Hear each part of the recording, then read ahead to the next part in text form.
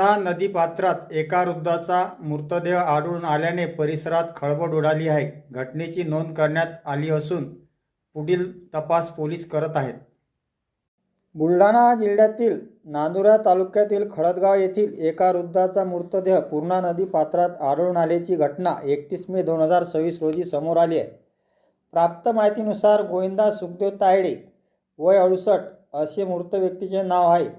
मानेगाव पुलाजवळील पूर्णा नदी पात्रात त्यांचा मृतदेह आढळून आला. घटनेची माहिती मिळाल्यानंतर त्यांच्या पुत्रांनी जळगाव जामोद पोलीस ठाण्यात याबाबत माहिती दिली. पोलीस नोंदीनुसार या प्रकरणी कायम वर्ग क्रमांक 34/2026 कलम 194 BNS अंतर्गत नोंद करण्यात आली आहे.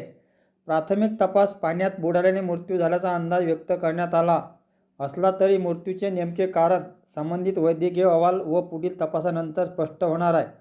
या प्रकरणाचा पुढील तपास पोलीस निरीक्षक सचिन बागुल यांच्या मार्गदर्शनाखाली संबंधित पोलीस अधिकारी करत आहेत. या घटनेमुळे परिसरात हळहळ व्यक्त करण्यात येत आहे. या प्रकरणासंदर्भात अधिकृत तपास सुरू असून पुढील माहितीची प्रतीक्षा आहे.